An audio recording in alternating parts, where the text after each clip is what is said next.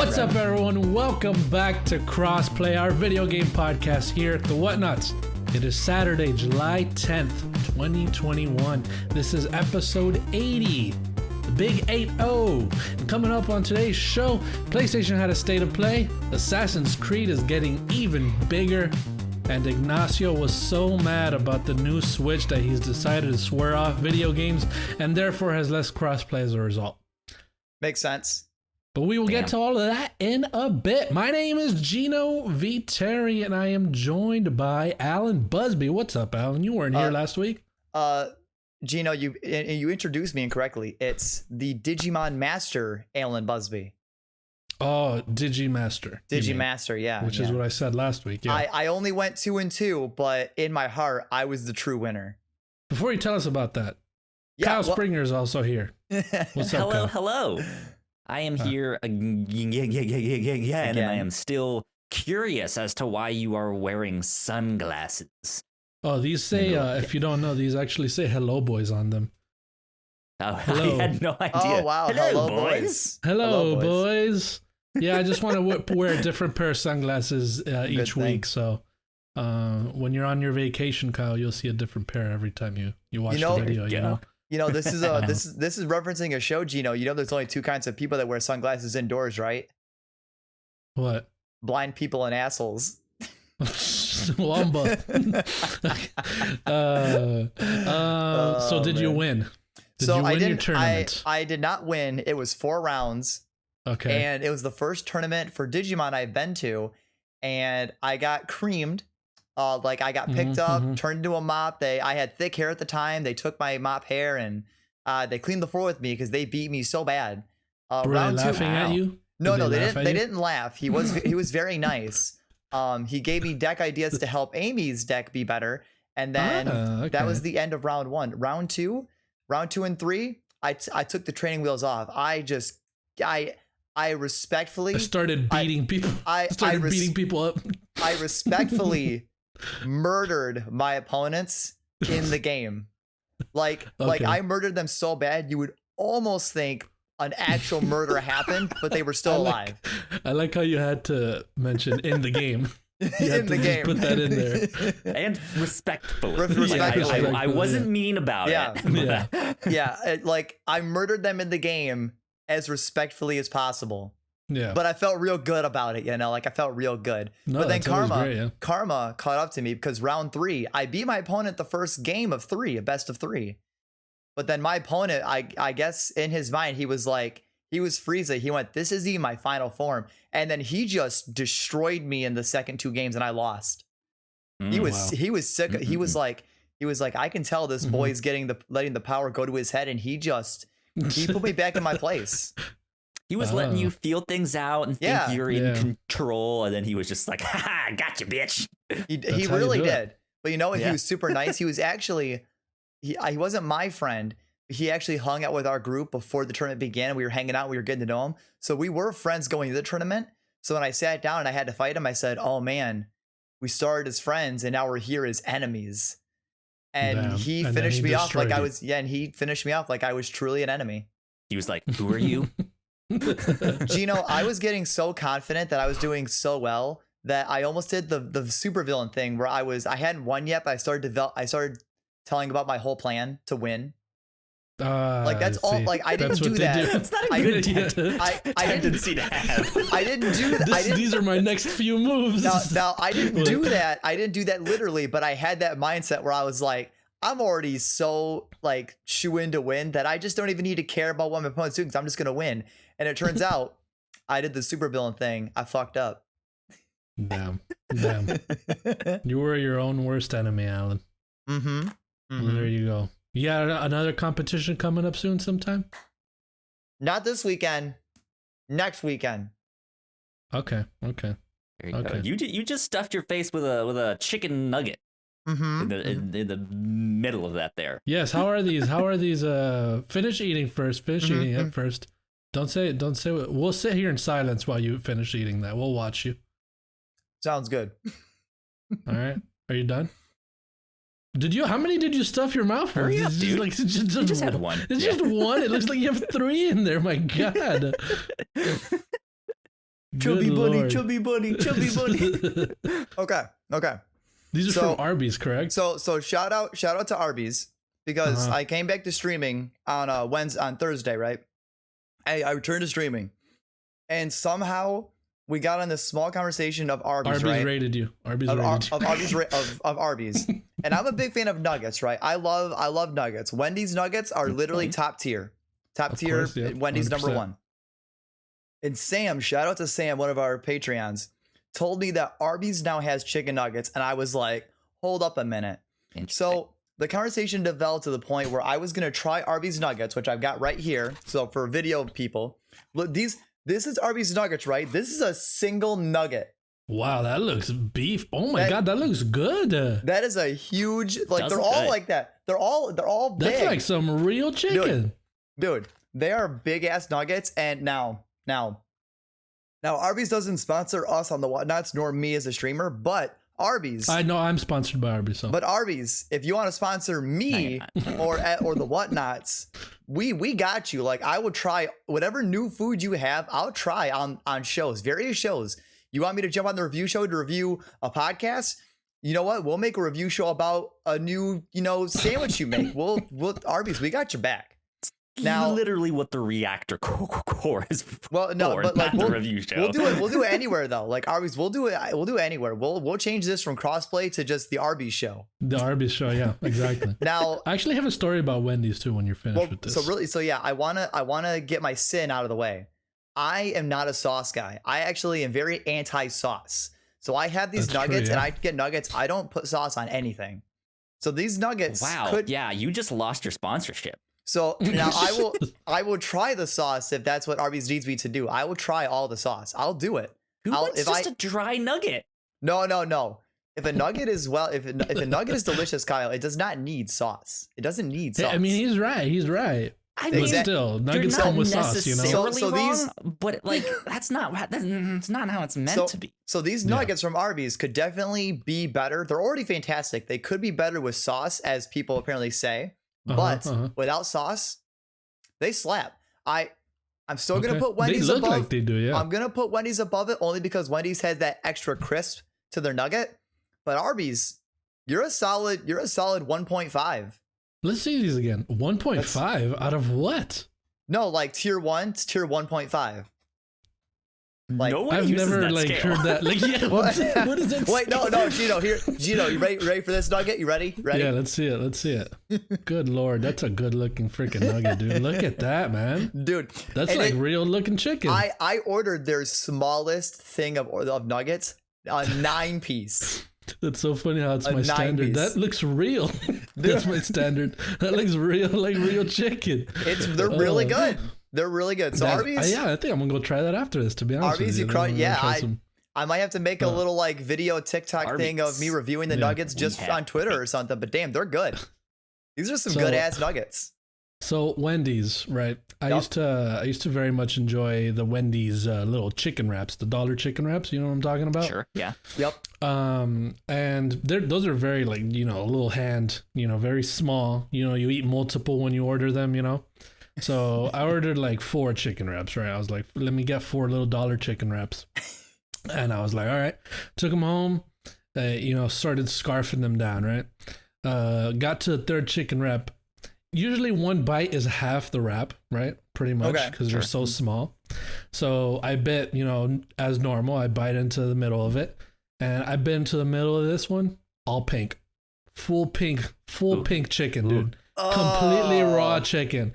And I was like, oh my God, this is so terrible, dude. I was about to throw up. And then just ever since that, man, I was like, oof, they gave me a fully raw chicken at Wendy's one time, so I don't feel good about going there, Gino, that's why you get the tried and true nuggets. You get nothing else, just the nuggets, because it's true. Yeah, the nuggets were always good there. You almost can't mess up chicken nuggets. Yeah, dip them into a Frosty, you know what I mean? Real good. Okay, see, Wendy's has this thing where you can get like French fries are good in that. All no. their menu items are good into a Frosty. Wendy's has this new Baconator. sign. Wendy's has this new sign where apparently you can like ask for like a Frosty with fries in it. So instead of dipping it, you just order a Frosty with fries in it. What? They do that?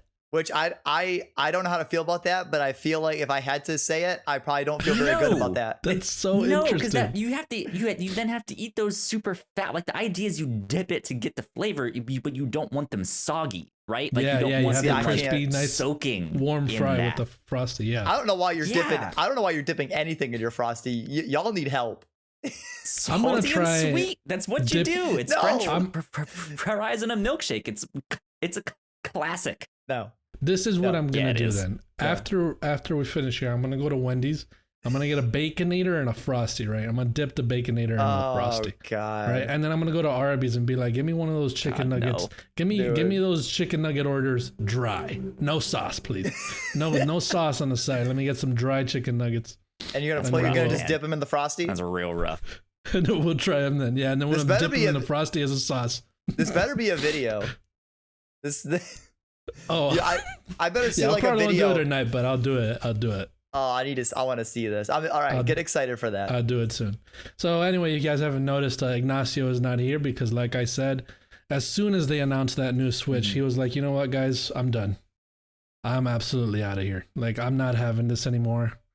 And I think I love doing this because he can't defend himself. So when we're not here, when I'm gone for 3 weeks, you guys have my permission to be just like, man, what an idiot that guy is. He's finally gone.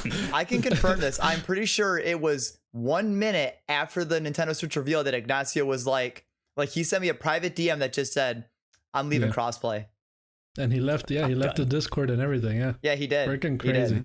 So, Kyle, before we get into what we've been playing though, where if you can share, where are you going? What are you doing? You know, what's going on here so people know. I'm going to hang out with my girlfriend. We are long distance. So I'm going to go spend 2 weeks with her. That first week, I am completely off of work and we can just do whatever we want. And that second week, since I work from home, I'm just going to be playing house and just be like, well, okay, I'm going to work from home here. And that's awesome. Do all that stuff. Yeah. So much needed vacation. Yeah. That's super exciting. That's freaking great. That's great. So yeah, Kyle will be gone and we will forget that he just said that. We will come up with a different excuse every week. So, yeah. So there we go. Good. For 3 weeks. So we're gonna cut his reason out, and we're just gonna add a voice clip of something else. Yeah. I just wanted to hear it for myself. You know? Yeah. All right, my friends. Let's get into what we've been playing. Wow. We have a jingle. Oh yeah. Oh my God. we did forget it last time. We week, did. Yes. Wow. Okay. So, anyways, so yeah, with no hiccups. All right. What we've been playing. I'll go first. I haven't really played anything new. You know, just trying to finish Ratchet and getting into intermission or integrate or intervention, whatever it's called. And 2.87 dash divided by 5. I don't know. Exactly. It's not that bad yet. So yes. So as we all know, Plague Tale Innocence was released for next gen consoles, right? Xbox Series X and PS5. And I downloaded it on my PS5 to just see what it looks like and what the haptic feedback is like, because I love it when games add that. I love the controller. So I hopped into it just to try it out, and god damn it, dude, it's so freaking good, man. It like changes the game so much. So I was like, you know what? You know what? And then also the other thing. Wait, the haptic feedback or the triggers or both? Both. Okay. Yeah. So the other thing is the game help for PS5. Usually a lot of these games don't really like use it that well. This one's really using it extremely well, because it has the little, you know, like the Astrobot. It shows you the little clips of where the collectibles are and what you got to do and all that stuff. And I saw it when I pressed on the PlayStation button, and I was like, oh, nice. Okay. So I'm going to platinum this game. I'm going to try and platinum this game then. So I'm going to play through it because there is one specific scene, I think in like chapter 12 or something, where it impacted me so much on the original version that I want to know what it feels like with the haptic feedback and the triggers now, because it's gonna be so intense. And foreshadowing there. Yeah, because the way the triggers work and the rumble as well, the vibration. Don't spoil it too much because I actually downloaded the game, but I've never played this game before. No, that's awesome. Yeah, I'm not saying anything about it. Yeah. It's it makes it way more tense than it already is, because this game is tense in a lot of situations. There's a lot of dangerous situations that you're putting yourself through and stuff like that, and then just like there's moments where her heart is beating and you feel it in the control. When she's running, you feel every step like pushing you back on the triggers, and it's stuff like that that's just like it puts you more into that, and it's so awesome. It really is great. Like if I were to play this on the PS5 or the Series X and stuff like that, because those triggers and the vibrations just really make it like elevate it so much, and it's so awesome. So yeah, I just did the first chapter, which the first chapter sucks you in because it's like, oh, this is freaking crazy. What's gonna happen now? So I'm excited for you to try it, Alan. But all right. Turn your fucking triggers on. Okay, I was gonna say because all that shit on. I will probably have the haptic feedback and triggers off, but maybe for you, Gino, maybe just I'll turn try it on. I'll try it though. I'll try it. From what I understand, because I've played the demo of that game, and it has a lot of different mechanics of like stealth and some action stuff, but it's never like so in depth. Like it's not a like mechanically challenging game. It's more cinematic, right? Gino, you might be able to answer that. What was that? What was the question? It's more a cinematic experience, right? It's not. It's not combat heavy or gameplay heavy. I mean, you are like, it is a stealth action adventure game. Okay, but you're not like fighting people in like arenas and sort of like stuff like that. Like you're not really fighting. Yeah. So I guess my point was gonna be all the haptic feedback and adaptive triggers and stuff might help that experience, because it's not like we're like super mechanically challenging and you have to do all these pinpoint movements and stuff like that. So all right. There's just like to sell you a little bit on the triggers. I don't know if this sells you though, Alan, because you generally don't like it. But what was cool was that you have a little slingshot and she swings it like this. Okay. Every little swing back, you feel it go up on the trigger. It's like so interesting. Like how you feel the vibration move through the controller? Yeah, like it's going like that. Yeah, on the controller. It's so interesting. It's so cool. I was like, that's the first time. That was the first time I felt it, like how it uses it in the game. And I was like, wow, this is actually really interesting. This is cool. See, I know it's no excuse. I just don't like vibration because to me, when I'm playing a game, vibration, when the controller vibrates, it's kind of annoying. It's almost kind of like it's hard to describe. Like when I feel the vibration, it just kind of distracts me and kind of generally annoys me when I'm playing a game. Because my brain's like, I'm focusing on the gameplay in the game. I don't need the controller to vibrate. Fuck, dude. Why are you vibrating in this thing? It's like, possessed. I don't know. I hate when the controller vibrates. It bothers me. I broke red lines there on that fuck, so sorry about that. I'm so weird. That's okay. I'll mute you from that point onward. It's okay. It's okay. All right. So yeah, that's what I've been playing. I don't have anything else to say about anything else. What do we got here? You got Hades here, Kyle, still. Yep. Still chugging away in Hades. Don't really have much else to say on that, except that I'm grinding. I'm trying to get one of those death-defied things, which resurrects you when you die, so you can keep going. The next one that I need to get is 1,000 of those purple gems, and so that's what I'm just being like, all right, let me go for the gems in each run. That's top notch. That's it. Nice. All right. That's it. Sounds good. Yeah, Hades is great. Hi, Alan. Hi. Tell us about Scarlet Nexus. Well, I'm actually gonna make one small announcement first.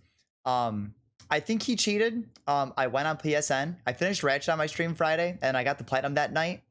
And I went on to Greg Miller's PlayStation account. And I looked at it, and he already had the platinum, which is fine. It's fine, but it tells you how many hours you played. Greg did beat me, so he might have used the PlayStation's game help because. Interesting. Got it kind of fat. So Greg won. Greg is the true trophy hunter, but how is that cheating though if that's implemented into the game? Because we agreed you can't use guides, and technically the game help does just tell you how to do stuff. And I don't even know where this game help is. I've never seen it, but also I don't need stuff you to like hold. to take the long road. I don't need stuff to hold my hand because I'm a real fucking gamer. I don't need this little game help of. Ooh, I'm so glad PlayStation put these little things in so I can find where collectibles are. Sounds like you got beat and you're just you find these collectibles like a real fucking gamer. All right. Anyways, I mean, Greg made a lot of empty promises on that podcast. He's not playing Final Fantasy, so no, I know. I mean, like, so yeah, Greg not a man of his word, unfortunately. Sorry, Greg Miller. Wow. Wow. Okay. But you guys are doing this again. No, but Scarlet Nexus. Gino, did you end up getting this and playing it at all? Not yet. I want to, but not yet. And then Kyle's not a real anime guy, so he's not going to play it. So Scarlet Nexus is fantastic. I was drawn into Scarlet Nexus because it was kind of the action game, and the action and combat is great. I do find some of the combat stuff to be a little bit kind of wonky sometimes. So without spoiling anything in the game, you fight these creatures and enemies, but you also fight other humans as well. And I find the human battles to be not as well polished because when you fight enemies, they kind of stun or reel back. Human characters don't really stun or anything, which is fine, but they can just attack you, and they do, like, I'll be like 2 or 3 levels above my opponent, and they'll like one combo of an attack and they'll almost kill me. Because what the game doesn't tell you is that you have to do perfect dodges to slow down time to then hit the enemy with a counterattack. And that stuns them long enough for you to actually do one full combo. And that's what you have to do to actually reliably damage them. And I find that to not be very great because it really slows down the pace of the whole combat. And having psychic powers to throw psychic items at people, you can't quite do that against human enemies because they just sidestep it and dodge it. So you don't really rely on your psychokinesis powers. So the combat's great, but I feel like there's some parts of the combat that it really kind of slows it down or forces you to fight a certain way that kind of doesn't make it feel as free as I'd want it to. But how far are you in the game? There's 2 character stories, and I am at the very, very end of the first character. So of Kasane and Yuito, I'm at Yuito's end, but I'm like collecting everything. I'm doing all the side quests. I'm trying to raise all my friendship. It's kind of like Persona where you like give gifts to your teammates to raise your affinity, to have like a bond episode to get stronger powers. So it kind of has a little bit of Persona's social link aspects in the game, which is kind of cool. But you have to give these people a lot of gifts. Hey, do you like that game console? Yeah. Oh, here's 6 more. Yeah. Oh, did you like that old retro camera? Yeah. Here's 9 of those. And they're like, yeah, let's level up one time. Oh, okay. But other than that, the game's fantastic. But a lot of the game is actually voice acted. The game has I think almost the entire game is voice acted. I don't really think there's any moments in the game where it's just, I don't think there's a single story cutscene that's just text. It's all voice acted. So it's all great. But wow, there's a lot and a lot of cutscenes. Like it takes a while. Yeah, it seems like sort of like a part visual novel as well. Kind of. The aesthetics of the game are fantastic. I have noticed a lot of instances where the text will say something, but the voice actor says a totally different line. Like the words won't match up at all. And it's like, oh, okay, I can see where probably they just kind of ad-lib this line, but it does kind of make it look a little wonky where it's like, oh, okay. So yeah. But the game's fantastic. I don't know how a second playthrough goes. I don't know what changes in a second playthrough when you play as the new game plus other character to see their side of the story. I don't know if you play through the whole story again or if it skips what you've already technically seen. Because so Kasane and Yuito, I'm using a visual on the video, but their stories kind of happen alongside each other. And then you hit a certain part where they kind of do this, and then they separate, and then they convene near the end. So I don't know how a second playthrough is gonna go. Like I don't know if it's gonna make me play the whole thing or only make me play what's new. Did you say who you started with? Yuito. Yuito? Okay. I picked him because close combat, and I like being up in the enemies, so I like being in their face. I don't know how the adaptive triggers or feedback or any of that good shit is because I don't use it. I haven't heard much about it, any of it for that, so. Well, it got good reviews because, well, you know, we'll get to that some other day. But Scarlet Nexus is fantastic. I would play it if you like anime. It's very stylized. So, shout out to Scarlet Nexus. Yeah, I'm excited to try it. I want to try. I gotta beat a Ratchet and Intervention first. How far are you in Ratchet? Really quick. Like I'm like probably like 75% or something, I would say. Okay. I'm around there. Yeah, I'm not that far. I just gotta get back into it. Well, I mean, 75 is still pretty far in. Yeah, no, yeah. Like, I'm not that far from the end of it. Yeah, okay. Sorry. Okay, yeah, but yeah, there you go. Cool. All right, my friends. That is what we have been playing. Let's get into housekeeping. We put a lot of hard work into the shows that we make, and yes, we make multiple different shows here at the Whatnauts, and we'd love it if you would check them all out.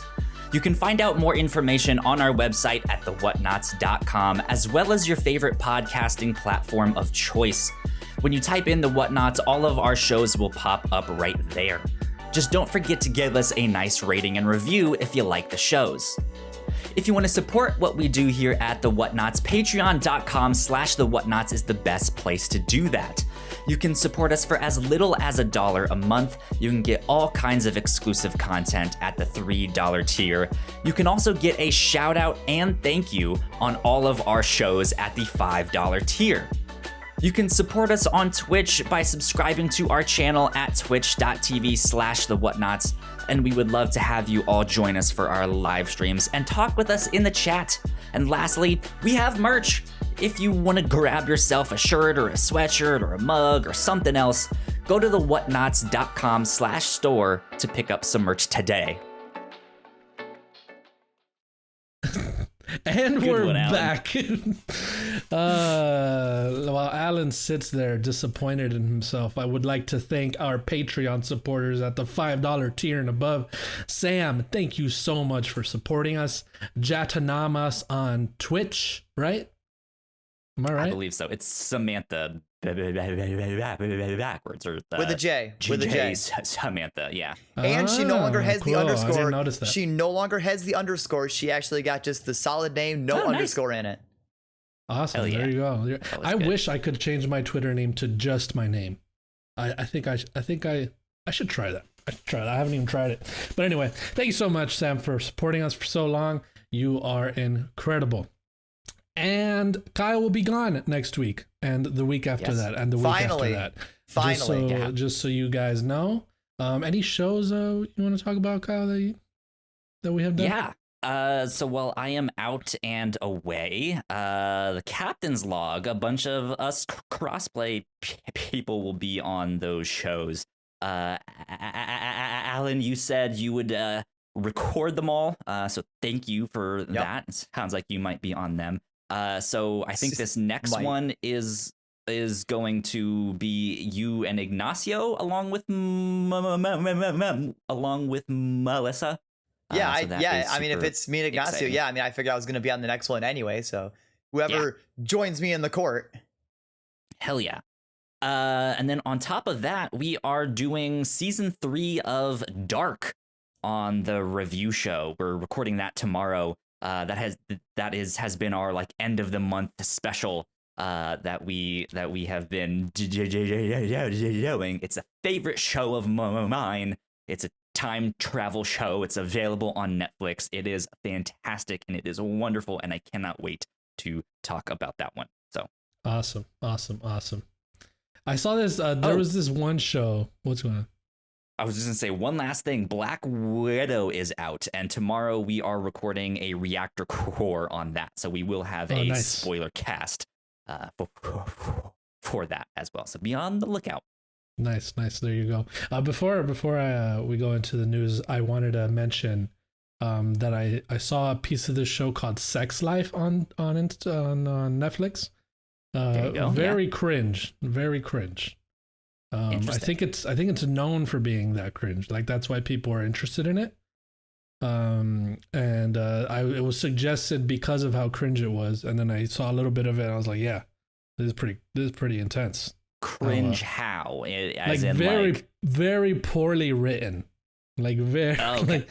not very campy. So not cringy, like not like intentionally cringy. Not right? cringe like I think I'm cool and that's too cringy. No, it's like cringy as in this is very poorly written. I could have written this and shown it to Netflix and been like, look, this is great.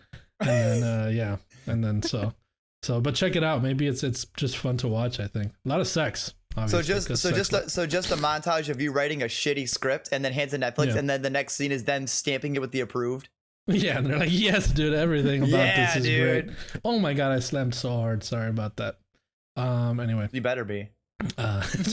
Let's get into the news.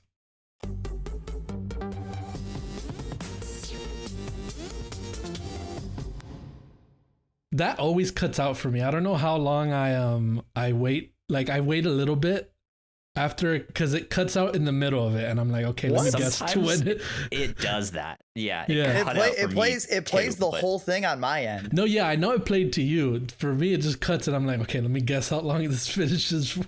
Well, to be fair, Gino, your internet does suck too, so it makes sense that obviously you have. No, I have the best internet. The thing is, my internet's moving way too fast for you guys. No, you do not. No, you do not. So fast that it's like, well, let me slow down for these guys. Let me just pause. I real quick. have good internet, and it cut out for me too.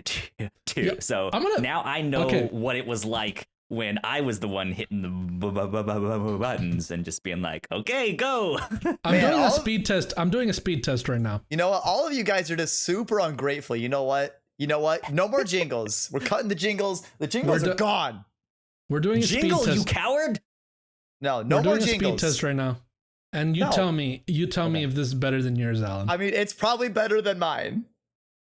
And yours, Kyle, if you remember. Okay, so my download speed is 452.9 megabytes per second, and then my upload is 22.5.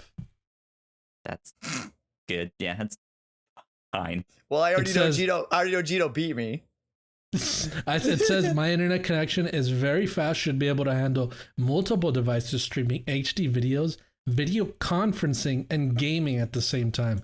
Which I'm doing all of those right now. Gino, you ready? You ready? What is it? You ready?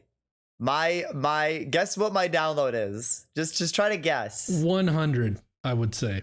My download is 279. My upload is 8.1. Oof. Ooh. Oh, that's tough, dude. Ouch. Oh my god, how are you playing Scarlet Nexus? My gosh, because it doesn't need to be online. Number 1. PlayStation had a state of play this past week, and it was pretty alright. It wasn't that bad. I don't think it was that bad. I think it was what I like that PlayStation is doing is they're like, guys, this is what we're gonna show. Please don't get freaking pissed off. I'm telling you what we're showing. Don't get mad if we show what I'm telling you what we're gonna show. That's how they're doing this now. They're literally like, they might as well, for people not to get mad, they're gonna be like that for the next PlayStation state of play. They're gonna be like, all right, this is what we're showing by title. Like this, they're gonna do that by title. This is what we're gonna show. Basically. So nobody gets mad. But okay, so they announced, I think, a total of 11, or not announced, but showed a total of 11 games, I believe. And we'll go through this. I know you missed it, Alan, but you could go through it with us. Yeah, I saw a roundup of all the games that were announced, so I know what came out or that was announced. So I'll go down the list and we'll just talk about each one individually, however much we want to say about them. There's some we probably don't have to say anything, or some we might talk about more.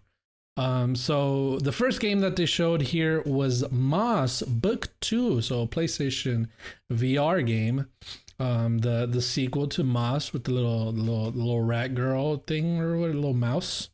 And you're the thing. Little rat girl. the little thing. Yeah, it's, you know, well, the little mouse quill that you play as and all that stuff. So Book 2 was announced. I had a VR. I played a little bit of Moss. Nice, cute little game. But I have not.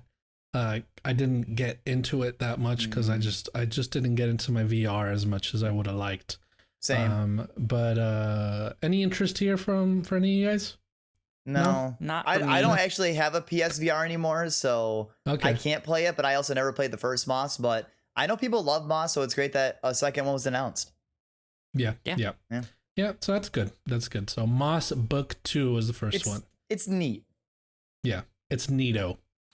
And then after that, we got Arcade-Ageddon, which is a game made by Ilphonic, which they made, what was it prior? They made Predator Hunting Grounds, correct? Yeah.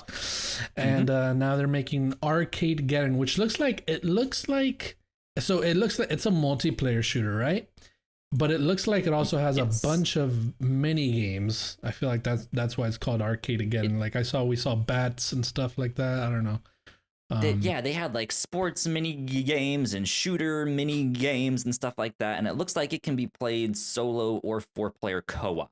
So it seems kind of like like you can go online and squad up with people and just play a bunch of these like arcade style shoot 'em up mini games and stuff like that, or go in there with your friends.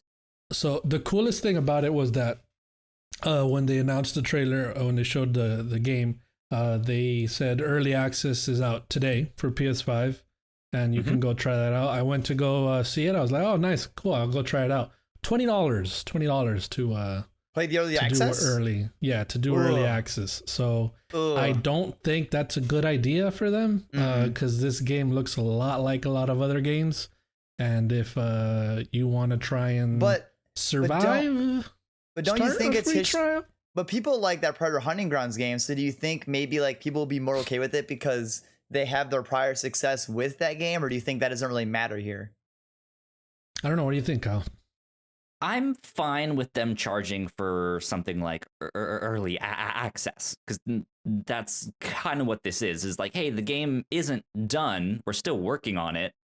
If something does go wrong, or like, oh, we need to pivot and change something, like the fact that it's in this stage is like, well, hey, it's not the full release yet. That's why we're getting you guys in, so you guys can give feedback and stuff like that. So I'm fine with them charging, but there is that balance of like, how much is your feedback actually worth? How much are they taking it into consideration? Well, and plus decrease your entry fee, or I was gonna say, because if you're paying $20, I feel like if you're helping better the game when the game comes out, you better like, are they gonna make you pay more? Are they gonna make you pay the remaining difference, or is it no? You were here from the beginning. You only had to pay $20 and that's it. Yeah, I feel like it is just a $20 game. I feel like it is just a $20 game. I feel it seems like a $20 game. So them charging that for the game, I think is fine. I just feel like if you're gonna release early access for people to try the game before it comes out, no, make it just free. And then if people want to play it when it comes out, they'll buy it. Yeah, it's just that it looks like a lot of other games, so I don't think I'm interested to see who actually was like, this is awesome. Let me pay the $20 to try it. Because I was like, this looks interesting. Let me go try it since it's on early access. But then I saw the price. What if it did something like Fall Guys, where when Fall Guys came out, it was free for so long, and then after that window, you then had to pay for it? Like, what if there was a small weekend or small frame where you could just do the beta for free, and then after that, you had to pay like a fee of some kind afterwards? Yeah, or like more recently, what Knockout City did, where they did the week free, everybody could download it, and then they charged for it after. And that I feel like that's a lot of why that game was so successed. But that was also not early access, though. No, it wasn't. It wasn't even early access either. Yeah. So, but Arcade-Ageddon looks interesting, but I don't know. I'm interested to see how many people get into this. Yeah. So yeah. After Arcade-Ageddon, they showed Tribes of Midgard, which looks like it's like a top-down Diablo-like Conan Exiles kind of game, survival, base building, all that kind of stuff, and with a cool like cel-shaded art style, sort of, kind of like a 3D, art style, whatever. Looks interesting. I feel like I've seen this game a lot already. From it was E3 at like every conference at E3. Yeah. So I'm interested. This game is also just $20 for the game. And it's being published by Gearbox, which is cool. Yeah. So any interest for end of the month? Yeah, any interest from you guys for this game? No. I don't know. You don't play these. Not for me. You don't really play these kinds of games. Yeah, it's. I'm interested to try it. I want to see if I can get some friends to try it with me, because it is a game that I feel like would be. Yeah, it's a game that I feel like would be better played with a group than alone. And in that reveal, though, it does say that they also revealed post-launch content after the game comes out as well. So that was also in the reveal. Yeah, a season pass and stuff like that. So there you have it. That's Tribes of Midgard at the end of the month, like Kyle said, July 27th. Yep. Next up, Hunter's Arena Legends coming to PS4 and PS5. This is a battle royale melee, Eastern, inspired game, and I've tried it. It is not that good. So I think it's very smart of them to have it on PlayStation Plus. This is going to be the August PlayStation Plus game for PS5, I believe, or just for both because it's coming out PS4 and PS5. Yeah, but yeah, it's a very people are gonna get this game confused with the other one that's releasing, Naraka Blade Point, which is the same exact thing. Just to be honest with you, it's better. Okay. Like that's the better one. So like, because Naraka is also another melee Eastern inspired RPG battle royale melee action or whatever. And they're the same thing. They're literally the same thing. It's just that Naraka looks cooler. So I feel like this one it's gonna get just buried. If any of the games pick up or get an audience, it will be the other one, is what I would say. That would be my prediction. But because this one's free on PlayStation Plus, it might. Who knows? We'll see. So yeah, that one coming out. Yeah, we don't need to talk about that one anymore. Fist, Forged in Shadow Touch. Get ready to get fisted. A 2D Metroidvania where you play as a bunny, I believe, correct? And this one actually looks pretty cool. Well, what did you guys? Are you looking at it, Alan? I don't know. Let's go to Kyle first. What do you think of it? I mean, I could look at it. But look at the video while Kyle talks about it.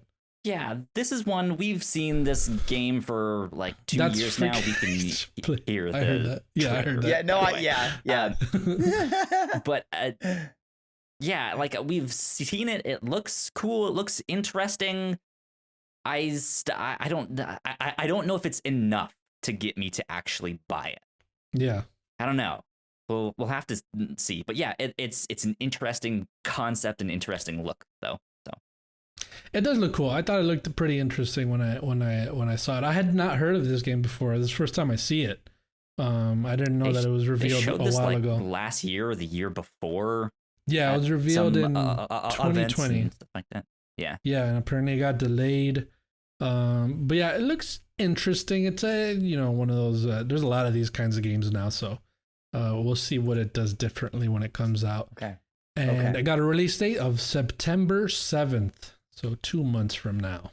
Okay, there's a couple things about this trailer, boys. I haven't actually watched the trailer yet. So, Metroidvania games, I love these kind of games, so I'm excited for this.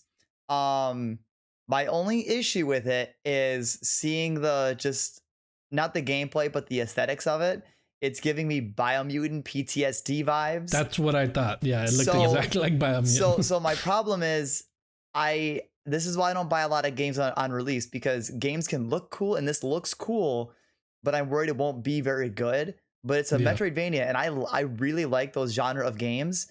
And also, I see some furries in it, and I guess as technically a person that likes those now, technically that sells me some more. So you just say you're a furry now, Alan? Is that what you're just not that I am? Right I kind of like it a little bit. It's Okay. So I'm excited for this, but I'm cautiously optimistic.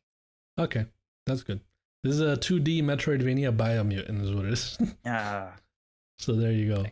Coming out September 7. Fisting. PTSD vibes. Very interesting name. Get fisted. Like very interesting name for them to. Like you don't have to do acronym. Just do Forged in Shadow Torch. Like just let that be the title. You don't have to acronize it to Fist. You know. What are you gonna play this weekend? Call it Fist. Fist. Yeah. Just like just Fist by itself is interesting enough. Like, ooh, what's Fist? Or exactly. All right. After that one, we got Sifu, which we all know is that a kung fu fighting game from the developers of Absolver, and it also got delayed to 2022. Hell no. Early 2022. Early 2022. This game looks freaking awesome. I like it was, you know, what was cool was that they made the delay cool. Like, they made it. But I also don't like that they teased us by saying 2021 and freaking slashing it and then putting 2022. That's like annoying. That's mean, but also cool. You know, good on you. Like that was cool. It was the same like art style thing that they did when they show him aging and it goes up. Like now he's 43. Now he's 46, right? It's like out in 2021. Now out in 2022. I was just like, oh no, okay, it looked neat, but no, that sucks. Yeah, but this game continues to look freaking amazing, dude. It looks so awesome, cool. It's what do you think? What do you think, Alan? How you feeling about honestly, this I thought Sifu looked pretty good. I needed to see more of Sifu when we first saw it. So when I watched this afterwards, and I watched it as like a roundup, and I saw a bit more of the details of the gameplay and how the mechanics work with just the aging, it does sell me more on it. But it is one of those things where I would really want Sony to do what they did with like Horizon and Kena, where they do like a small state of play where it's like a dive on a game, like another state of play where maybe they do a bit more of a dive on Sifu. But I'm sold on it.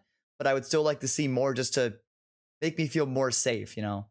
Yeah, they probably will, because we know the kind of idea behind it, that it is you're like trying to go through this building to clear out the gang or whoever is in there, but when you die you get older, and so I'm assuming like the older you get, like slower you are or the weaker you are or stuff like that. So the idea is to like like as you progress, I guess you like unlock more combos or new moves or special powers or something, and that helps you to not die, which then gets you farther in the game and unlock more stuff. And you know what's interesting though, that I think if they have this, if they implement it, it would be cool, is if you at older ages you unlock different things. Yeah, that you're like, at level at there might age be 50, some risk reward thing exactly. There. At age 50, you're slower, but you unlock this skill, which is cool. Or kind of like when you're younger and more agile, you're more like just kind of hand-fisted and stuff. But when you're older, there's more skills that utilize using weapons or other stuff. Yeah, that would be that's really cool. Neat. Yeah. That's really cool. Hire us, dude. Hire us. So there we go. After Sifu, we got a closer look at Jet: The Far Shore, which was supposed to be a launch game, but it's been delayed quite some time now. And this one is still coming out 2021, but we don't have a release date for it yet. It's a little late in the year, so I wonder when they're gonna do that. But any interest from this one? Not particularly. I guess I still don't know exactly what it is. Yeah. I like it. It seems interesting and has an interesting look. I'm interested, but it's not the like, oh yes, Sifu. That's a day one. I'm like, there. I'm there. Right. It's like Jet the Far Shore is like, okay, looks neat. Yeah. Tell me more. Exactly. Yeah. It gave me Journey, Outer Wilds, No Man's Sky vibes for a little bit. It definitely gave me No Man's Sky different vibes. parts of it. Yeah. So I thought it looked cool. It was definitely we saw more here than what I had seen before. I thought it was just a space flying game or whatever. Yeah, well their initial review was like very bare bones. So really showing anything is more than the reveal. Yeah, so I didn't know here they showed you can get out of your ship now and explore and stuff like that. I think they showed enemies too. It looks interesting. I'm interested to see more. But also when they were talking about it, it was the people are also VO across the state of play, kind of a little off, a little weird. But the way the developers spoke about it here It was candid. They were like, sorry, we were expecting to do this, and then we're releasing later now, so hopefully you guys like it. And I hope they keep that sort of candidness for the rest of the months of this year, because we still don't have a release date and it's already July. So we'll see when that comes out, because they still said 2021. So there we go. Jet the Far Shore. So that's that. And then after Jet, we got the Demon Slayer game, Demon Slayer: The Hinokami Chronicles. They showed some gameplay, and this game is coming out October 15th. You're a weeb, Alan. What do you think about Demon Slayer? I'm hyped for this. Like, watching the gameplay of it before and then seeing the reveal of it, I'm hyped, man. I love Demon Slayer. I watched the Train to Mugen movie. I'm in there. And obviously the gameplay style, it's literally the Demon Slayer equivalent of the Naruto Storm games, and those games are actually very solid games. This looks like more than a fighting game, though. This looks like an action adventure game. Yeah, well, like where you travel places. That's what the Storm games are kind of like too. Like, they vary game by game, but I mean, like, the general kind of combat feel of kind of having that 3D kind of arena to battle in, that's the Storm gameplay. And if the adventure is kind of exploring and running around, that's also gameplay of what the Naruto Storm series does as well. So pretty much it's the Naruto Storm series, but Demon Slayer. So if you like any of the Storm games to any degree, you'll probably like this. And if you like Demon Slayer, then you'll probably like this. Sounds good. That's Demon Slayer. And it comes out my birthday month, so shout out to October 15th. October 15th. There you go. After that, we got Lost Judgment, a new trailer for Lost Judgment, which rest in peace, Ignacio, for this one. Yep.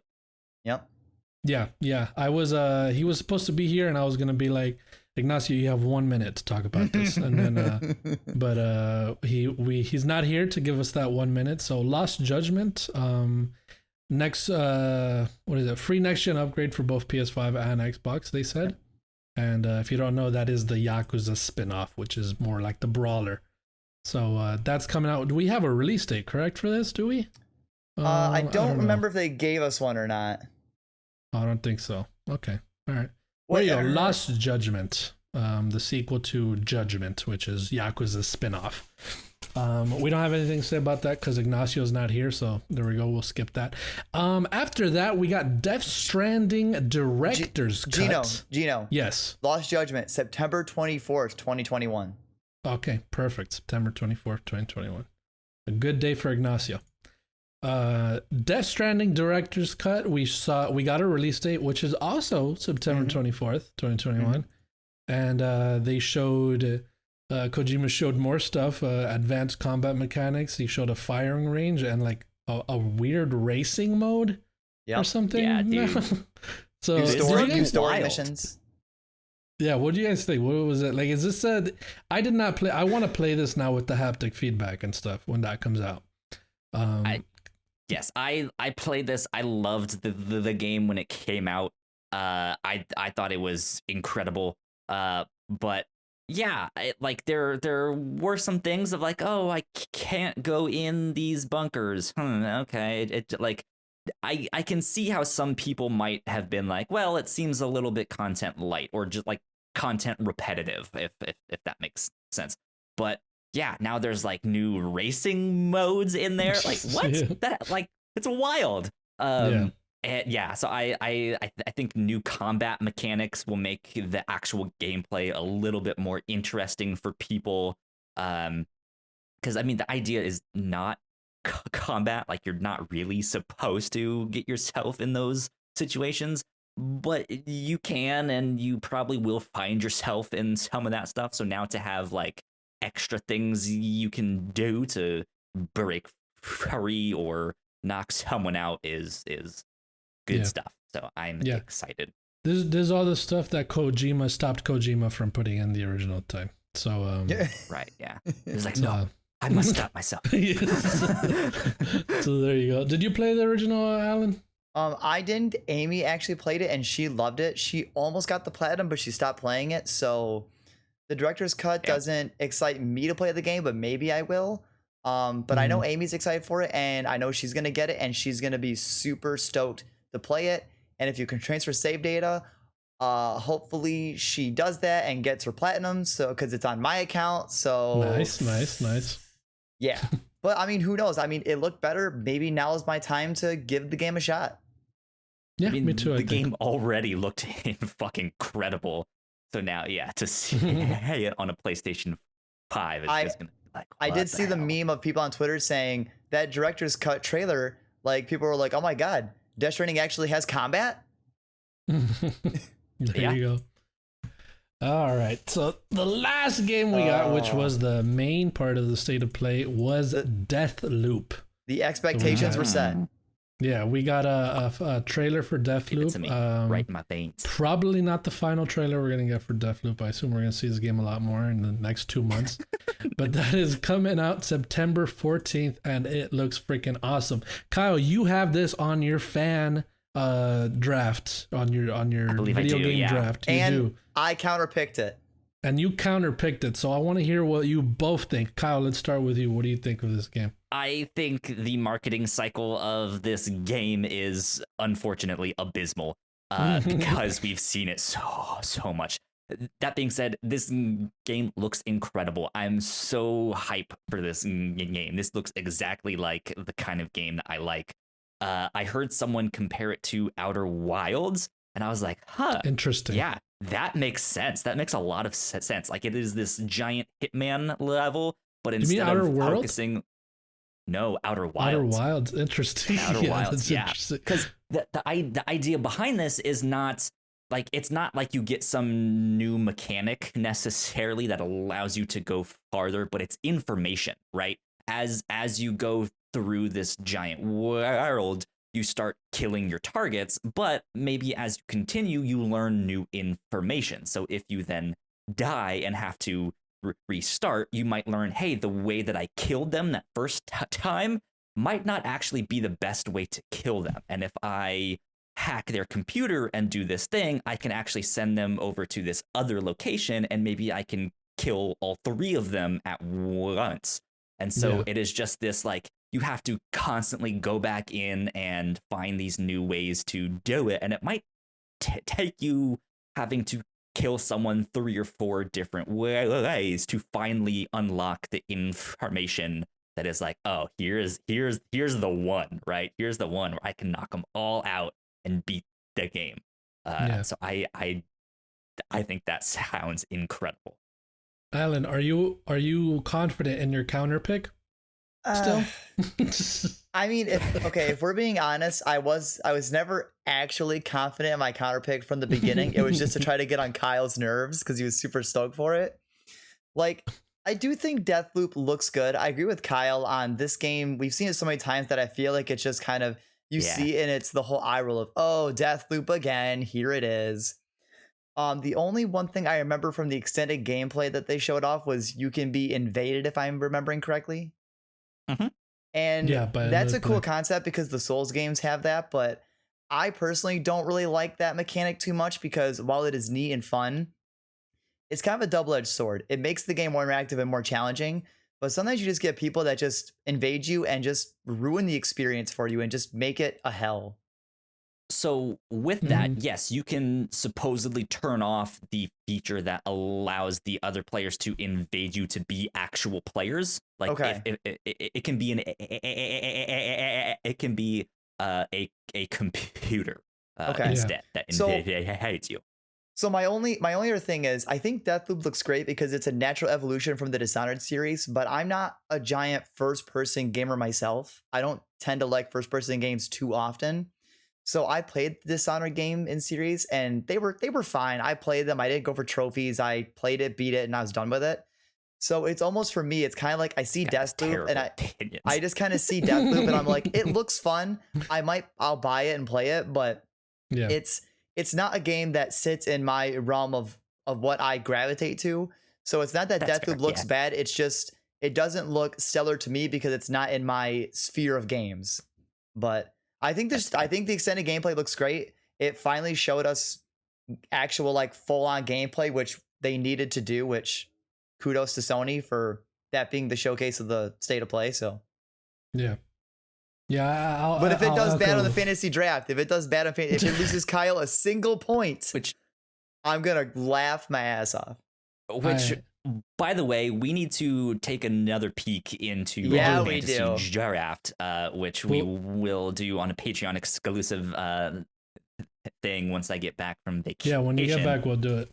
Oh man! Spoiler alert! It might not be what you think it is. The standings that they are right now. So really, I have not looked at it. Oh shit! Okay. Are you gonna go look at it? It's a mess. It is a mess.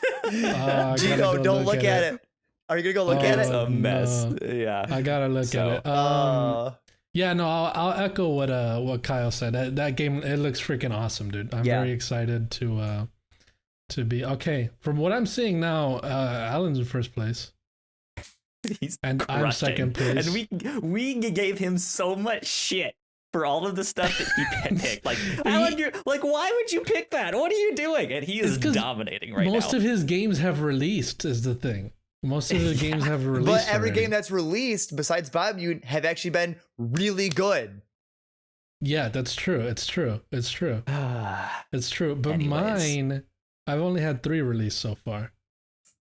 Let's move on and talk about the next news story, Gino. All right, so that was state of play. Sorry, I got distracted with that. That was the state of play for PlayStation, and we will move on to number 2. The new Nintendo Switch has been revealed, but not the Switch Pro that everybody was hoping for. This is the Switch OLED version.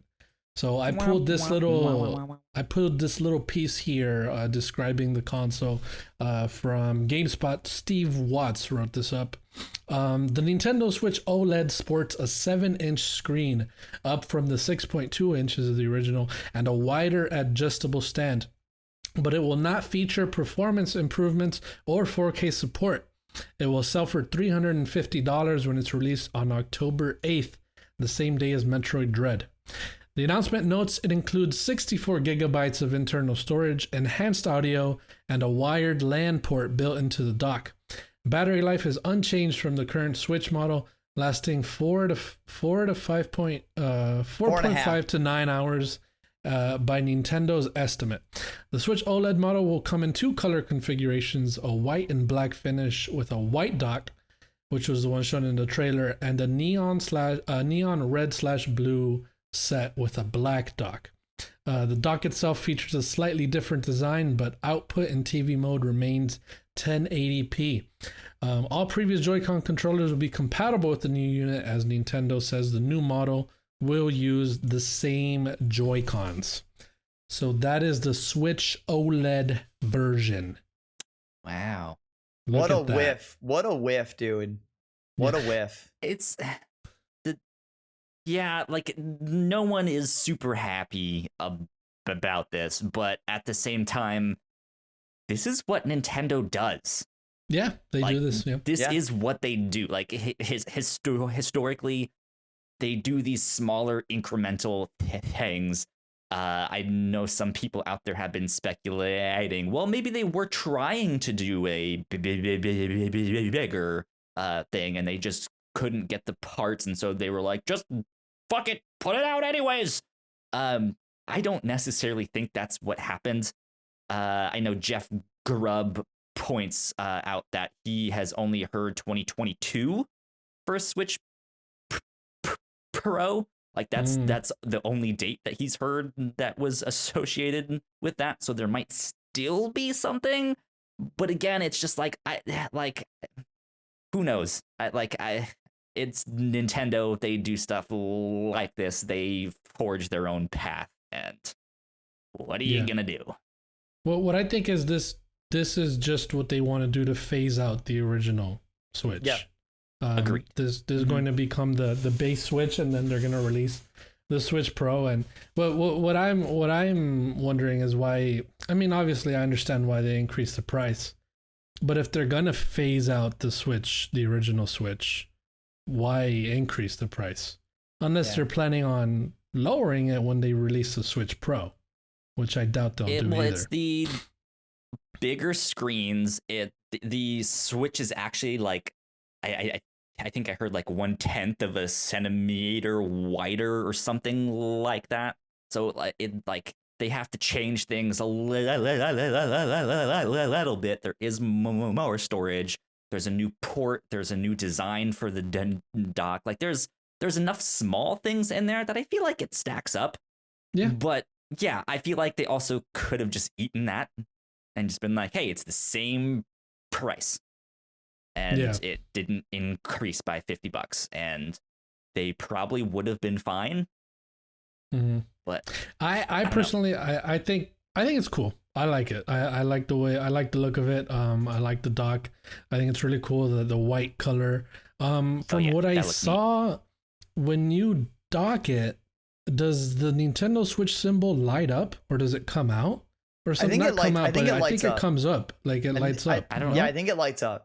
I think I saw that in the trailer too. I don't know. I feel like that's what I noticed in the trailer, that it's not there, the logo, when it's undocked, but when you dock it, the logo like shines, like it comes out. Or whatever. Not like comes out, but like it shows up. Right. So Alan, what do you think? What do you think of this? You gonna cop this, dude? No, I was super, because Amy plays our Switch more than me, so she was super stoked for a new Switch, and this just kind of the sad violin music, like that's just what it was. And the Kyle's right with the small improvements and the 64 gig internal space, but I know for the longest time people complain that the battery life is not very great, even though they've tried to improve it. And I feel like if you were going to make any substantial change to make just an OLED Switch better, was to make the battery life even better. Because Amy and I, at least me, when I play the Switch, I only play in dock mode. And honestly, the OLED Switch seems like it was mainly designed for playing handheld, for a bigger, because on your dock, the bigger screen literally has no benefit to you.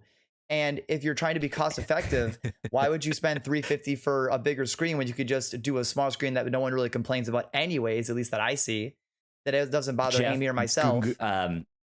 Jeff Gersman on Twitter was like, I've been playing my Switch on a bigger OLED screen for years. The Vita. I know the whole thing of like, oh, you want an OLED console or handheld? The Vita. But that too, yeah. And that too, yeah. But yeah, like because Amy and I dominantly play in dock mode, the OLED Switch having no real benefit for docked play, honestly, just feels like it doesn't exist. And if you're trying to save more money, just buy the cheaper Switch Lite that has way more colors, that doesn't have any like parts that you can take apart. So it's technically, and I think has a longer battery. Yeah, it has a longer battery life. Too. So if you're playing in handheld mode, honestly, buy the Switch Lite. Don't buy the OLED Switch. Yeah. It's strange to me that they put out this new tweet and commercial and this whole video for this thing when they've already done an upgrade to the main Switch. Like they've actually already upgraded the chips and stuff that are inside that. So why didn't they do that with that? Like I to me, I feel like that was maybe a bigger upgrade than this, in my opinion. Well, yeah, because the original Switch in handheld mode just died after like an hour. Its battery was so I have. I feel like if they would have made the battery life better, like, I mean, obviously people are still gonna be upset no matter what you do, because people want different things. But if you would have made the battery life significantly better, like 4.5 to 9, what if you made it like 7 to 12? People have been like, oh my god, yes, that's a way bigger battery. Great. Because I feel like eat up more battery now with the bigger screen. Yeah, I was gonna say, because I feel like with a bigger screen, it's probably gonna eat the battery faster. So rest in peace. We'll see. There's people out there that'll buy this, and there's I mean, at the end of the day, people are still gonna buy this, and the Switch hasn't shown signs of slowing down at all. So this past year in the pandemic, like it was hard to find because they were like, I want a Switch, I want this, I want that. It's just crazy that I can't wait to see like a year, like next year, to compare how the Switch OLED sells to the Lite. Like after the OLED's been out for like a year, I want to see if it like rapidly catches up to the light or if it overtakes the light, because the light is like the cheaper option if you just play handheld. Yep. So for sure. So there we have it. The Switch OLED coming out October 8th for $350. And the Switch Pro will come out for $399. $399 October 8th, 2022. Yep. So there you have it. Revealed. Number 3. The future of Assassin's Creed. Ubisoft has released a blog post detailing the future of Assassin's Creed, codenamed Assassin's Creed Infinity. Ubisoft Quebec and Montreal are teaming up to expand the franchise of Assassin's Creed into a living world, akin to a game like Fortnite with an evolving map. Both these studios are known for taking turns developing the games, as they have done with Origins, Odyssey, and now Valhalla. The game will feature multiple settings and time periods. So I think this is going to be an Assassin's Creed MMO. And if they don't, that's done. No. That's done. No. So Kyle, I know that you wanted Assassin's Creed to be the way it was, traditional, you know, that whole the historical kind of concept of it. How do you feel about it getting even bigger than it is now? I mean, yes and no. Like, and on one hand, I think this is an interesting idea that fits what they're trying to do with that franchise that has potential. And I'm sure they have a bunch of numbers and stats that are like, this is the way to go. This is the future. But I've been an Assassin's Creed fan since day one, and what they've done recently hasn't been my favorite. I want the kind of smaller single player experiences. What I liked about the original stuff is what they were building towards with Desmond. Like, I liked that story stuff. Yeah. And they kind of got away with away from that for a while. The most recent trilogy is better, but each game is still incredibly long. And even in that trilogy, it's up and down in terms of quality on some things. So I don't want this, but I think it makes sense. Yeah. If that makes sense. Like, that totally does. Yeah. You understand why they're doing it. Yeah. That makes a lot of sense. Alan, do you care about this? No, I don't care about this, nor do I like this at all, for a lot of reasons. I have still yet to play Valhalla. I think I've fallen off the kind of Ubisoft train, because a lot of their games are just these open world kind of samey, oversaturated games in that genre. So I just don't really like them anymore. And I looked into it a bit after we had Joe Medforce on, and because I don't follow like a lot of like news too often. And knowing the fact that Ubisoft still kind of has this like people that were accused of stuff and having these like internal like issues, and they haven't really addressed it or fixed it, that also sours my opinion on Ubisoft a lot. So even if I was excited for this, I wouldn't get this at all anyways. Yeah, I was going to mention that in a bit. I didn't mean to interrupt you there, Kyle. Yeah, that's all I had. That's all I had. I just don't. Yeah. I don't care about this. What were you going to finish with, Kyle? Last thing I was going to say on this is, like, it makes sense in the game world too, because you go into all of these different people's memories, and it's like, oh, we'll send you to ancient China or ancient Greece or the Middle East or this or that, right? And like it just makes sense that they would have a game that is more of a platform where it's like, hey, do you want to hop into this location, or do you want to hop into that location? Like it makes sense. Yeah. I'm interested to see what it could become. But yeah, like obviously Alan said, we all agree with what he's saying. They're doing, they got a lot of stuff going on over there, so hopefully they fix that up, patch that up. Because they're not looking too good right now. They're not looking too good. And so, and one last thing, and even outside of the Ubisoft like internal conflicts, because as Kyle mentioned, the Assassin's Creed games have also, gone up and down in their quality. So doing this, I don't know, man. Like, you have the ups and downs of a good AC game and a bad AC game, an amazing one, a lackluster one. Like, I don't know how this is gonna go. Like, this either has to launch and be like amazing, and then they have to somehow just keep adding to it and keeping it amazing without it getting stale, repetitive, or trying to add stuff that people are gonna be like, oh, I don't like this, because then you'll have the same thing with a long running with Infinity, where people will play for X amount of time because it's amazing, but then they add an update and it dips in quality as the series does. So then your fan base is gonna rapidly drop off. Then you update, then it goes back up, and it's just gonna be inconsistent. So they need to work on their consistency above for the game above that. So yeah, I also assume this confirms that we're not going to see Assassin's Creed for a while now.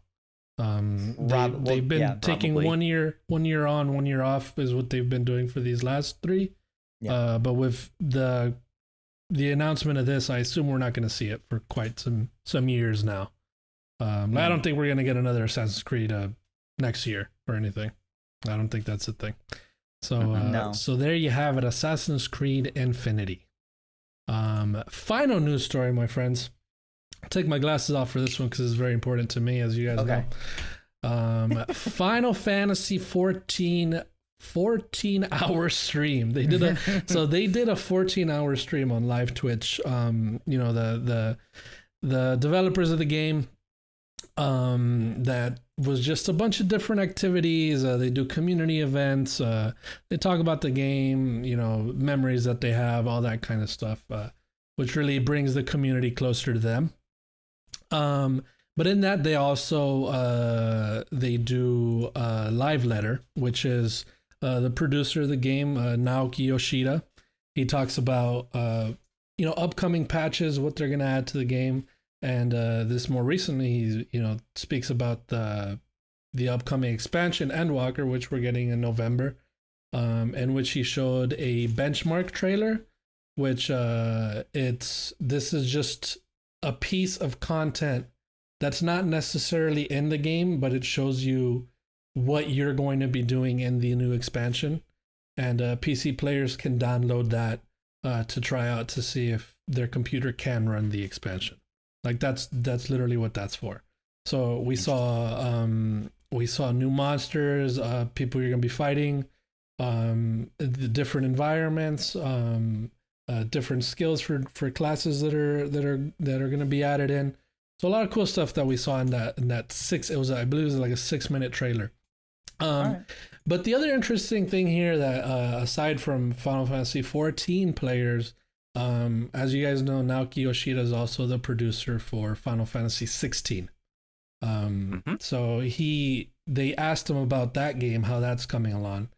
And he said that the main story is set in stone and English VO is almost completed.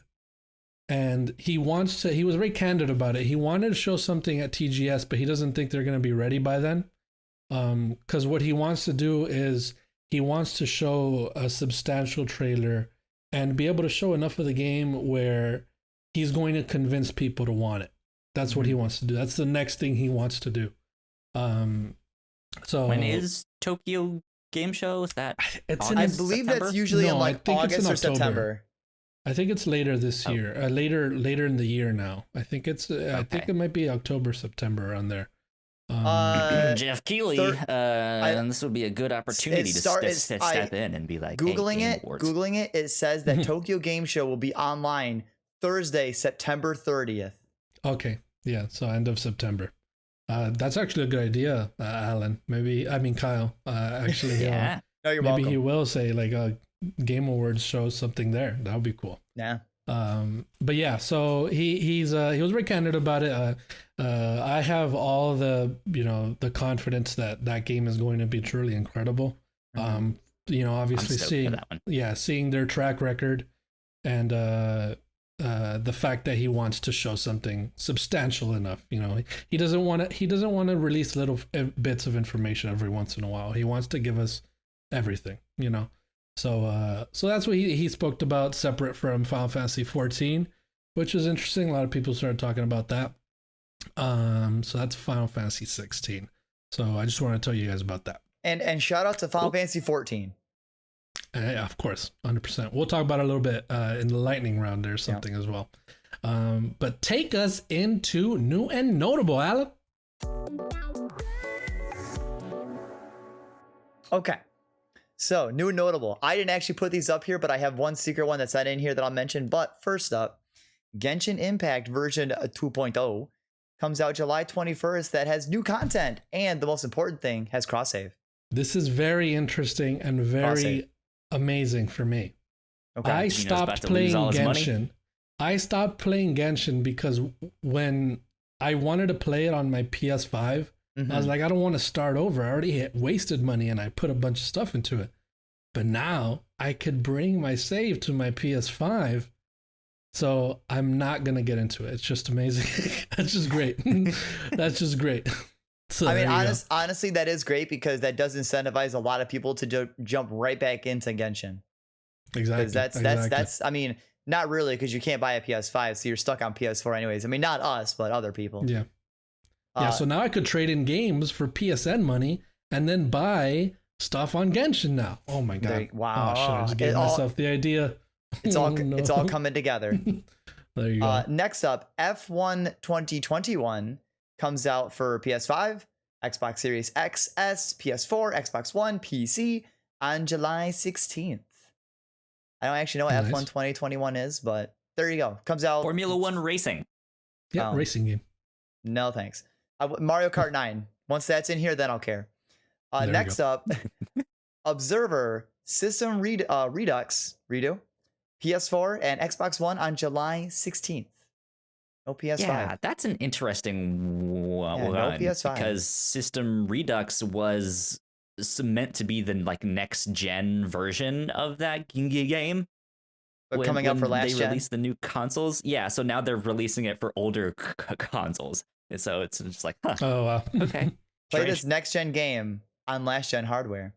Well, now, it's an older gen game that they released the upgrade for when the new consoles came out, and now they're releasing that upgrade for the older consoles. Yeah, it's so weird. It's so wild. Yeah. The next game that we're actually all excited for, that is probably gonna be game of the year, Space Jam: A New Legacy, Xbox Series X, S, and One on July 16th. Let's go, dude. Nice. Space Jam. Hell yeah. Now, this other game that is coming out, I guess, that's kind of, a tier below Space Jam. Legend of Zelda Skyward Sword HD comes out for the Switch on July 16th. So, I mean, I guess you're going to get that. Get Space Jam. Then if you have extra leftover money, then buy this. So, there you go. RoboCop Rogue City, an FPS based on RoboCop Trilogy, the original. Developed by Teyon, Terminator Resistance, and published by Nacon, has been announced, and it will come to consoles and PC in 2023. So, relatively soon. Relatively soon. And just around the corner. My secret one that I had that I noticed today was over on Twitter.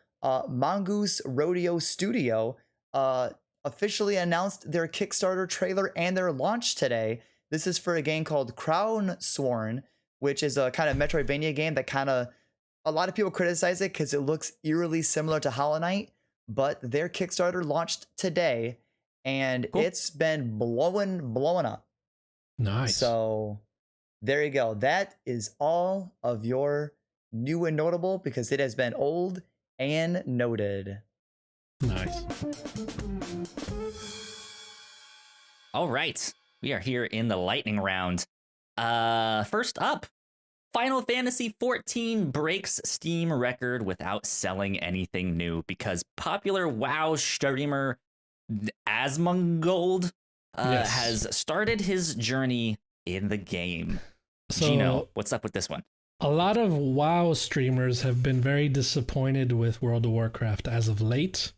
And a lot of them have been switching over to Final Fantasy because that's the other big one in the picture.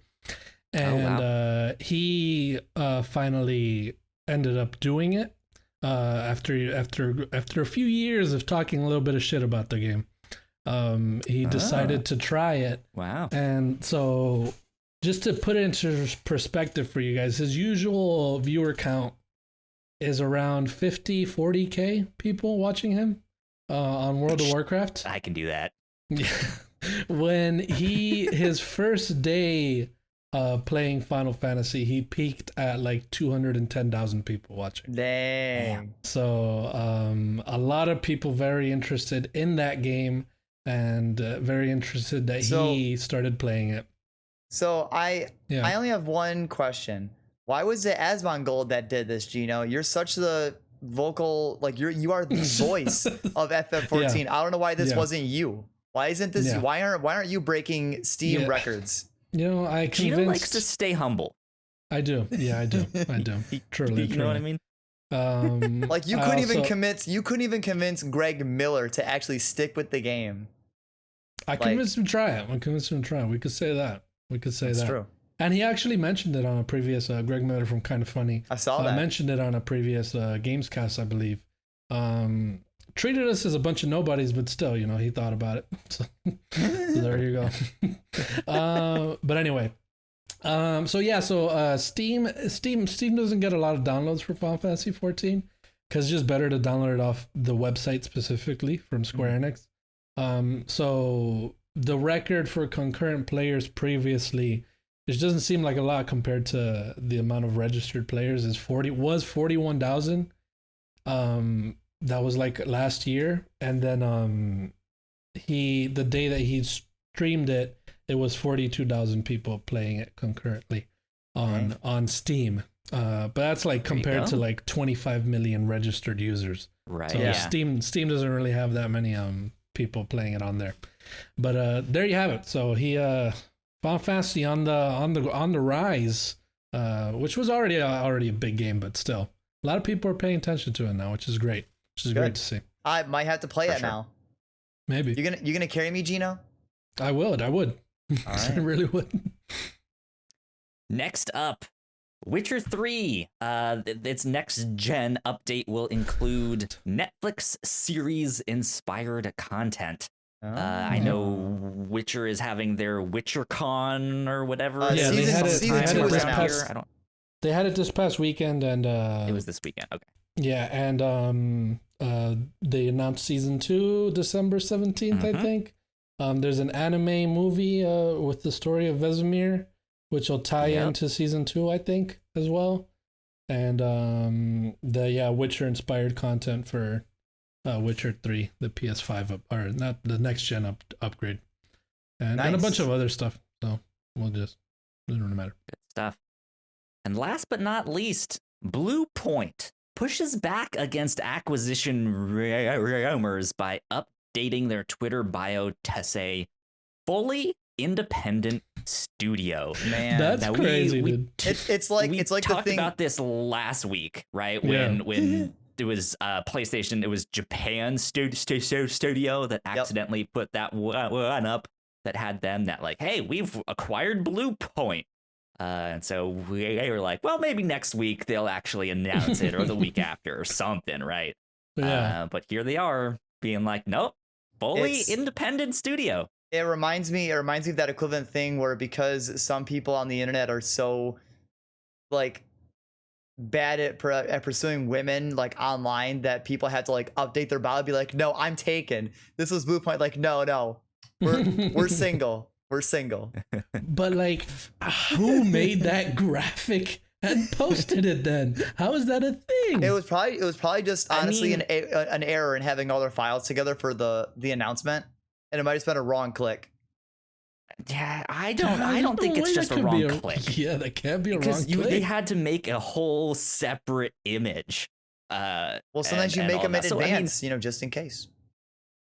Maybe they wanted to. That's maybe a more along the lines of what I'm thinking of. Like maybe they were in talks, and maybe it in the end didn't work out, but it was enough that they were like, "Hey, Johnny, graphic designer over there, you go make that picture with the logo, And then they did, and they just had that one there, and I don't know, but.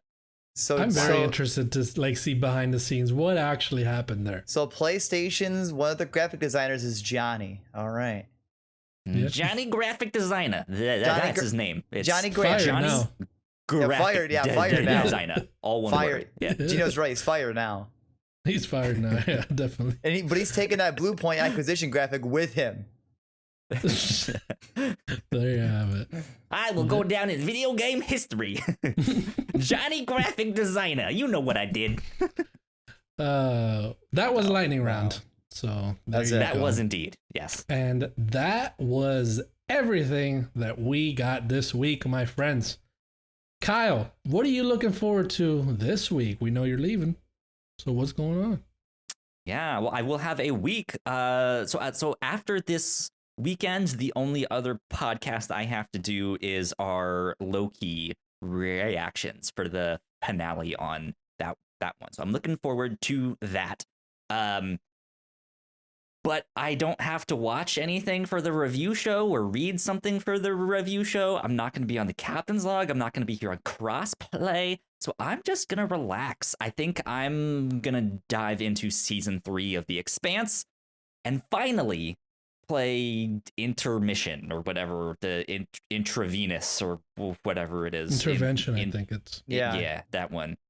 Final Fantasy. So I think I'm gonna download that tonight so that I can play it. You can't wait to play as that character Yuffie. Yep. Yuffie. Yeah. Yuffie. Mm-hmm.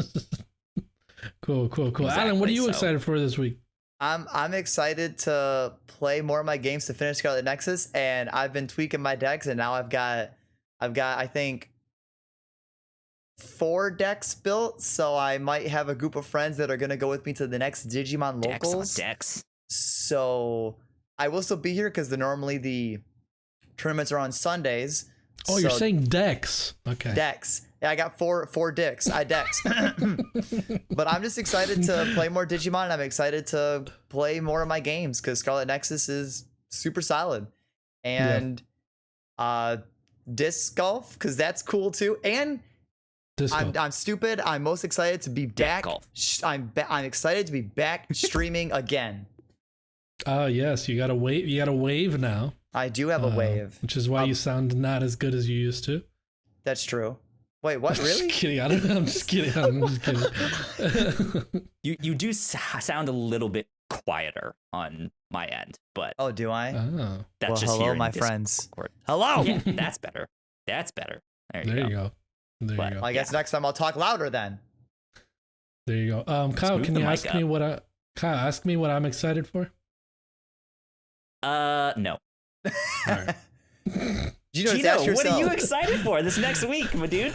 Nothing. I'm gonna go with Ignacio. I'm gonna say nothing. I'm gonna say nothing at all. Nothing excites me. Remember when I said I wasn't super pumped for E3 and I got crapped on for it? See, Gino blew his whole load on his E3 hype, and now he's just spent. Well, I'm joking, actually. I'm excited to play Plague Tale. Very excited to get back into that. Eventually get to that chapter where it was really intense last time I played. But I'm like very, very slow with these games. Because as Ignacio mentioned, I do play Final Fantasy 14 online a lot. That's usually what I'm playing. And I have gotten very many friends into it now. So like there's like full parties now that are like on there when I get on. Good and stuff. Like I can play with a bunch of people now. So it's freaking awesome. So I'm excited to continue that. And Loki season finale, man, freaking I can't wait to see what that wraps up as. And I'm excited for you to continue all the way on the Kang gang on that one. I know I'm probably gonna be wrong, but I'm on the Kang gang. With that. So looking forward to you continuing your journey in the MCU, Alan. Thank you. Me too. There you go. Yeah. Where can the people find you, my friend Alan? You can find me once again over on Twitch, where I'm going to be streaming quite a few more days, but doing different things. I meant in real life. No. You can find here. Let me go grab a letter with my address on it. Just kidding. Well, if you want to send me Digimon cards, DM me on Twitter. I'll give you my address. Yeah. There you go. No, but you can find me streaming quite a bit more and doing other stuff over there now at twitch.tv/AzurePKK. Or find me on Twitter at Alan Busby as well, which will be a logo, but I'm also now known as Arby's PKK because Arby's sponsorship. There you go. There you go. What about you, Kyle? Trying so hard. You guys can find me at Yo Kyle Springer on Twitter. Awesome. That's awesome. all about it. There you go. Gino, where can we find you though? You guys can, thank you for asking, Alan. Thank you for being so interested in where you can find me. You can find me here in where it'll. I'm just kidding. You can find me at Twitter at Gino_V Terry, and on Twitch at Gino VII. Hopefully, I can change my name to just Gino. That would be freaking awesome. You Then know what I mean? then Kyle has to do make a new that graphic. now before this goes public. Yeah, actually, because then someone else would do it. Or actually, I should join 100 Thieves and be 100T Gino. That would be really cool, huh? I think that would be really cool.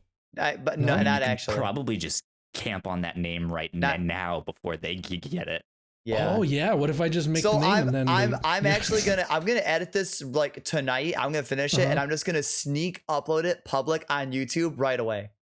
Just so Gino has no time. But that's the thing. It's just I'm doing it now while we're recording. No, it's gonna take you time. It now. No.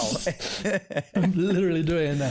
This episode's gonna go live tomorrow morning, the next day.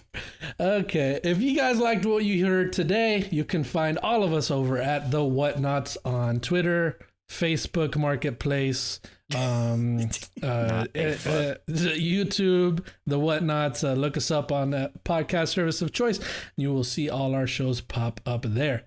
But today, I think we're on Tinder as well, right? Tinder. We're on Tinder as well. Yeah. Okay. We're on Tinder as well. Yes. Yeah. Yes. Definitely. Tinder. That's for sure. Definitely. And on Bumble. But today has been Crossplay, and you guys have been played. I'm gonna stick to that. one. You guys have been played. Okay. I'm gonna stick to it. I don't mind that one. That one's good. If you're not making moves, you're standing still. Arby's. What even was that? It's Gary Whitta and him just trying to be sponsored by Arby's for no apparent reason. We're soaking up the Arby's, man. Okay, this has been Crossplay, and you guys have been played.